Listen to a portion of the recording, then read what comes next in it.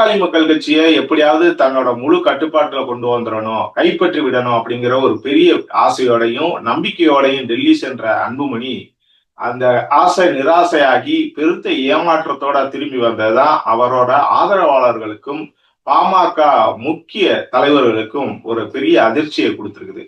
அதாவது பாமகவுல ராமதாசுக்கும் அன்புமணிக்கும் இடையிலான சண்டை பாத்தீங்கன்னா கிட்டத்தட்ட 2 மாதங்களை கடந்து நீடிச்சுட்டு இருக்குது. கட்சியில நீ பெரியாளா நான் பெரியாளா, கட்சி யாருக்கு சொந்தம் அப்படிங்கிற மாதிரி 2 பேருக்கான இடையிலான ஒரு பனிப்போர் நீட்டுக்கிட்டே இருக்குது.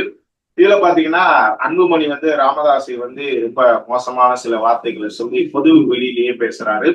அது இடையில இவர் என் மகனே இல்ல, இப்படி ஒரு மகனை பெற்றெடுத்தது நான் ரொம்ப இது பண்ணிட்டேன் அப்படிங்கிற மாதிரி ரொம்ப வேதனையோட ராமதாஸ் தெரிவிக்கிற கருத்தும் பாத்தீங்கன்னா சமூக வலைதளங்களும் சரி, பாமக தொண்டர்களுக்கும் சரி பெரிய ஒரு மன வருத்தத்தை கொடுத்திருக்கு அப்படிங்கிறதுல எந்த மாற்று கருத்துமே இல்லை. 2 பேரும் பிரச்சனைய ஒன்னா உட்காந்து பேசி முடிக்கணும் அப்படின்னு எதிர்பார்த்தாலும் 2 பேரும் ஒன்னா பேசுறதுக்கான வாய்ப்பு இன்னைக்கு வரைக்கும் உருவாகல. ஏன் அப்படின்னா 2 பேரும் மாறி மாறி பாத்தீங்கன்னா ஒவ்வொரு குற்றச்சாட்டுகளை வச்சுக்கிட்டே இருக்காங்க.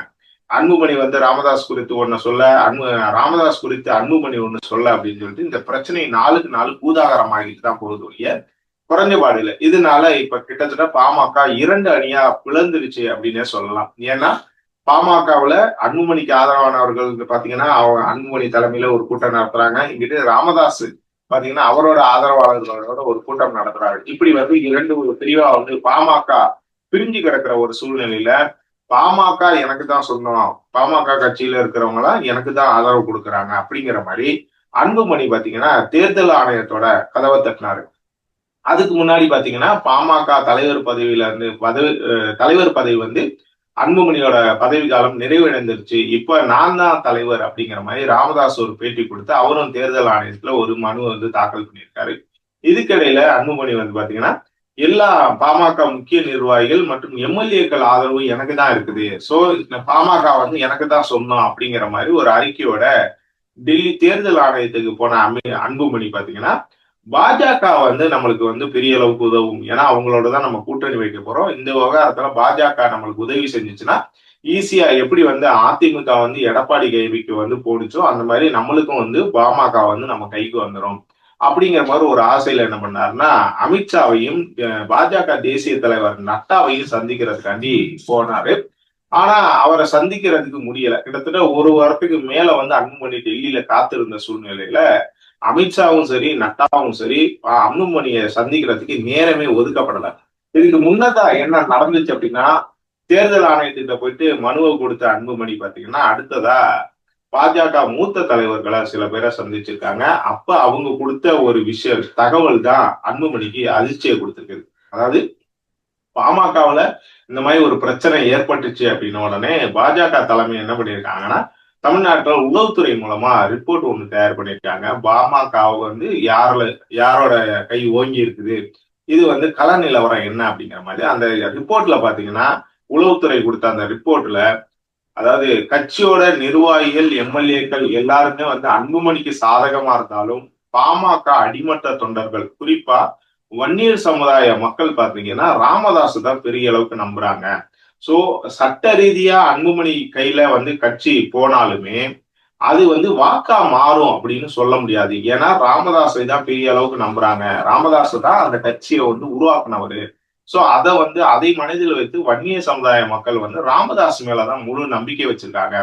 இந்த கட்சி நிர்வாகிகளோ சரி எம்எல்ஏக்களோ அன்புமணி மேல வச்சு நம்பிக்கை வச்சிருந்தாலும் அடிமட்ட தொண்டர்கள் வன்னிய சமுதாய மக்களோட ஆதரவு யாருன்னா ராமதாஸுக்கு தான் இருக்குது.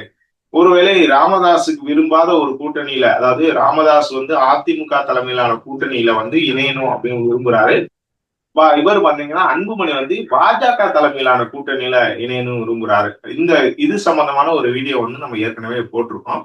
சோ இந்த விவகாரத்துல அன்புமணி ராமதாஸுக்கு பிடிக்காத ஒரு கூட்டணியில கூட்டணியோட தலைமையில அன்புமணி இணைந்தார்னா அவர் நிறுத்தக்கூடிய வேட்பாளர்களுக்கு எதிராக ராமதாஸ் பிரச்சாரம் பண்ணார்னா அந்த பிரச்சாரம் ராமதாஸுக்கு தான் பாசிட்டிவா அமையும் ஒழிய அன்புமணி தரப்புக்கு அது நெகட்டிவா தான் முடியும். ஏன்னா வன்னிய சமுதாய மக்களோட ஆதரவு முழுக்க முழுக்க பாத்தீங்கன்னா ராமதாஸுக்கு தான் இருக்குது.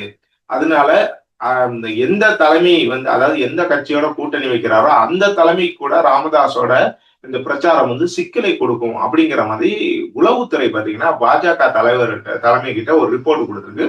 அந்த ரிப்போர்ட்டை வந்து அன்புமணி கிட்ட காமிச்சு இந்த விவகாரத்துல நாங்க தலையிட முடியாது, நீங்க 2 பேருமே அமர்ந்து பேசி பிரச்சனையை முடிவுக்குவாங்க, கட்சியை வந்து ஒன்னாக்குங்க, அன்புமணியும் ராமதாஸும் சேருங்க அப்படிங்கிற மாதிரி பாஜக தேசிய முக்கிய தலைவர்கள் வந்து சொல்லியிருக்காங்க. இந்த விவகாரத்துல உங்களுக்கு மட்டும் தனிப்பட்ட முறையில நாங்க எந்த உதவியும் செய்ய முடியாது, அதனால நட்டாவை சந்திக்கிறதுக்கும் அமித்ஷாவை சந்திக்கிறதுக்கு நேரம் ஒதுக்க முடியாது அப்படிங்கிற மாதிரி பாஜக மூத்த தலைவர்கள் சொல்லிட்டாங்க. இந்த விவகாரத்துல பாத்தீங்கன்னா அன்புமணி வந்து ரொம்ப நம்பிக்கையா இருந்தது. ஏற்கனவே நம்ம வந்து இப்போ பாஜக கூட்டணியில இருந்தோம், இப்பவும் இருக்கிறோம்.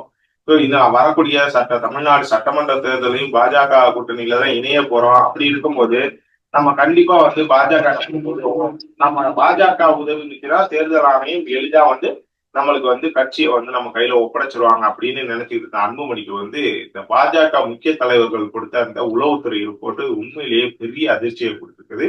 அதனால அடுத்து என்ன பண்ணலாம் அப்படின்னு தெரியாம அன்புமணி குழம்பி போயிருக்காரு அப்படின்னு தான் சொல்லணும். இதுக்கிடையில ராமதாஸ் பாத்தீங்கன்னா கட்சி தனக்கு தான் சொந்தம் அப்படிங்கறத வந்து தொடர்பா இதுகிட்ட அதாவது தேர்தல் ஆணையத்துக்கிட்ட மனு கொடுத்த கையோட இப்ப வந்து ஒவ்வொரு ஊரா போயிட்டு என்ன பண்ணா கட்சி நிர்வாகிகளை சந்தித்து கட்சியை வந்து மேலும் பலப்படுத்துகிற வேலையை வந்து அது மட்டும் இல்லாம தன் பக்கம் ஆதரவை வந்து ரொம்ப அதிகமா முதல்ல மாதிரி இல்லாம இன்னும் அதிகமான அளவுக்கு ஆதரவு வந்து திரட்டுறதுக்கான வேலையில ஈடுபட்டு இருக்காரு. இது எந்த அளவுக்கு அவருக்கு கை கொடுக்கும் அப்படின்னு தெரியல. இதுக்கு அன்புமணியோட கனவு பழிக்குமா அப்படிங்கிறது தெரியல. பொறுத்திருந்து பார்க்கலாம். இன்னும் ஓரிரு வாரங்கள்ல இதுக்கான விடை கிடைக்கும் அப்படின்னு தான் சொல்லப்படுது. பார்க்கலாம் என்ன நடக்குது. இந்த விவகாரத்துல நீங்க வந்து அன்புமணி கையில கட்சி இருக்கிறது நல்லதா, இல்ல ராமதாஸ் கையில கட்சி இருக்கிறது நல்லதா, இல்ல 2 பேரும் சேர்ந்து கட்சியை நடத்துறது சரியா அப்படிங்கிறத கமெண்ட்ல சொல்லுங்க.